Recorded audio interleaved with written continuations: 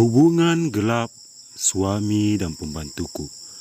Bab 87. Tekstil Group terancam. Herlangga terpaku di tempat. Semua karyawan memandang kasihan padanya.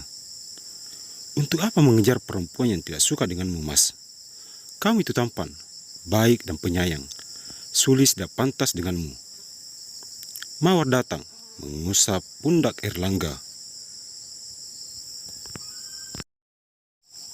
Jangan menyentuhku, Mawar.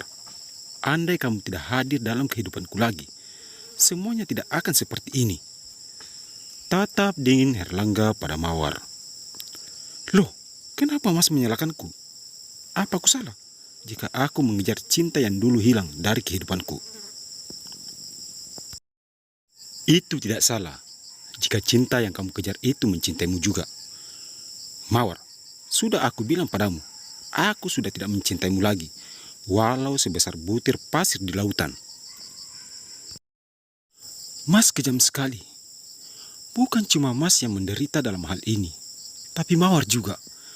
Mawar masih terus mempertahankan hati Mawar, agar suatu saat kita bisa kembali seperti dulu. Tapi apa balasannya? Mas sama sekali tidak menghargai pengorbanan Mawar selama ini. Air mata Mawar mulai menetes lagi. Mungkin dengan cara itu, Erlangga bisa iba padanya. Hentikan omong kosongmu itu, Mawar. Sekarang pergilah, dan jangan muncul lagi di hadapanku. Lama-lama, aku muak juga melihat air mata palsumu itu. Mas, Mawar kembali ingin memeluk Erlangga. Tapi sayang, dengan cepat, Erlangga mendorongnya. Tak kaya lagi, Mawar jatuh ke lantai. Erlangga, apa yang kamu lakukan pada adikku? Seorang pria parubaya berlari kecil mendekati Mawar dan membantunya berdiri. Setelah Mawar berdiri, pria itu mendekati Erlangga dengan wajah memerah. Kedua tangan pria itu mencengkram kerah baju Erlangga. Lepaskan Patur. Erlangga menepis tangan pria itu hingga terlepas. Erlangga, aku sudah membantumu mendirikan perusahaanmu ini. Tapi apa balasanmu? Kamu malah memperlakukan adikku seperti sampah. Andai aku tahu kalau kamu yang membantuku selama ini, aku juga tidak bakalan menerima bantuanmu itu. Jika kamu mengharapkan terima kasih, jangan padaku, tapi pada Joko. Karena selama ini dia yang mengurus semuanya. Lagian, aku sudah bersabar dan sudah memberi penjelasan pada Mawar kalau aku tidak suka dengannya. Tapi dia masih saja ngotot mengejarku. Baiklah, kalau itu maumu. Aku pastikan perusahaanmu ini akan merasakan akibatnya. Memangnya aku takut? Tunggu saja apa yang akan aku hadiahkan padamu. Mawar, ayo pulang. Tarik Patur pada lengan Mawar. Tapi Mas, aku masih mau di sini menemani Erlangga. Ronta Mawar. Apa kamu tidak mendengar apa katanya tadi? Jangan membuang harga dirimu demi lelaki tidak berguna ini. Patur terus membawa Mawar keluar dengan mata karyawan mengiringi langkah mereka. Kurang ajar Erlangga. Dia benar-benar tidak takut denganku. Sekarang rasakan akibatnya. Patur mengeluarkan handphone dari dalam saku lalu menghubungi seseorang. Sekarang kumpulkan massa dan demo pabrik Tekstil Group. Buat spanduk kalau pabrik itu penyebab pencemaran udara dan lingkungan di kota ini. Baik Pak, balas seorang pria dari dalam sana. Sekarang aku mau lihat apa kamu masih bisa berkutik setelah pabrik tekstilmu itu ditutup. Makanya bila ingin hidup tenang di kota ini, jangan coba-coba belagu. Mobil Patur melaju meninggalkan kawasan Tekstil Group. Tidak beberapa lama kemudian, kerumunan manusia mulai memenuhi pusat kota. Para pendemo sudah menyuraki agar Tekstil Group segera ditutup. Pak Yudi, kenapa tiba-tiba ada demo besar-besaran dalam kota? Tanya Pak Reno yang saat itu sedang berada dalam ruang kerjanya. Menurut kabar yang beredar, kalau Patur yang menggerakkan massa itu. Terus, kenapa dia menyerang Textile Group? Bukankah selama ini dia yang bersikeras agar pabrik itu didirikan di kota ini? Mungkin dampak dari kekalahannya dan terbukanya kedok adiknya dan putrinya ke publik kalau selama ini mereka diam-diam mengambil karya orang lain. Benar-benar licik orang itu. Pak Yudi, cari informasi tentang Textile Group sekarang juga. Apa benar mereka bermasalah seperti tuntutan para pendemo itu?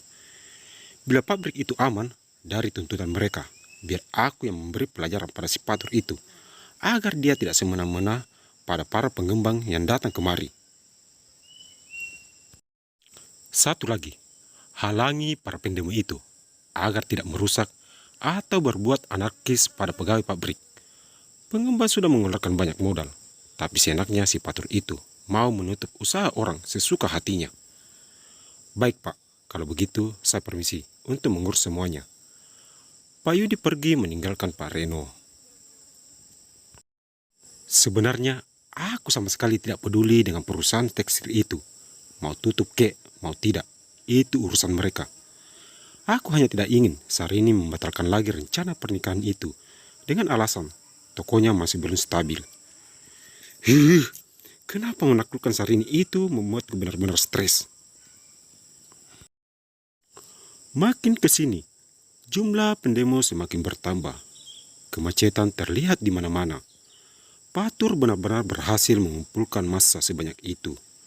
Pantas saja para pengusaha di kota itu sangat takut dengannya.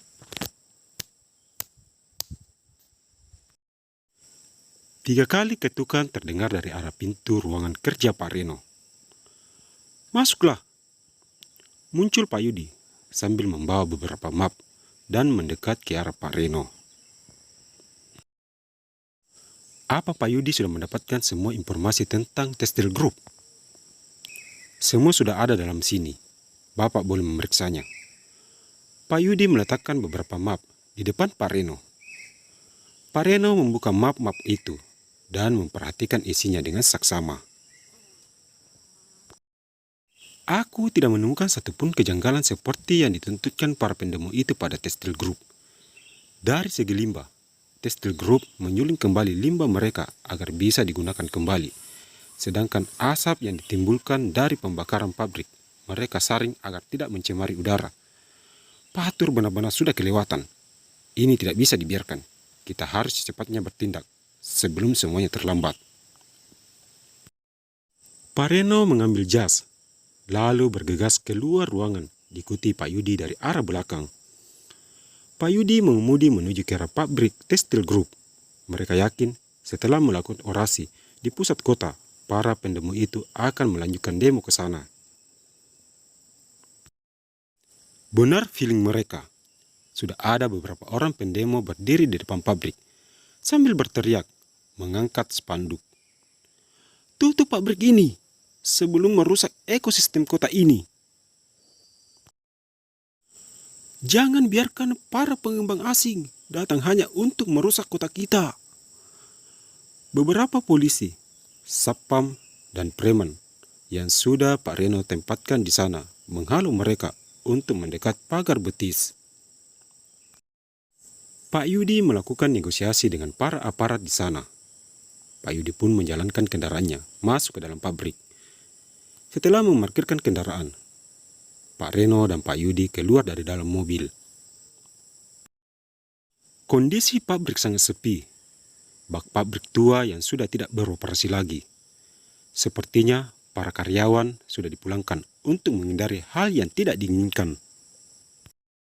Melihat kedatangan mereka, seorang pria berjas berlari kecil menghampiri mereka. Selamat siang tuan-tuan. Kalau boleh tahu, ada gerangan apa kiranya kalian berkunjung kemari? Mana Erlangga? Aku ingin bertemu dengannya. Beliau ada di dalam. Kalau begitu, mari ikut saya.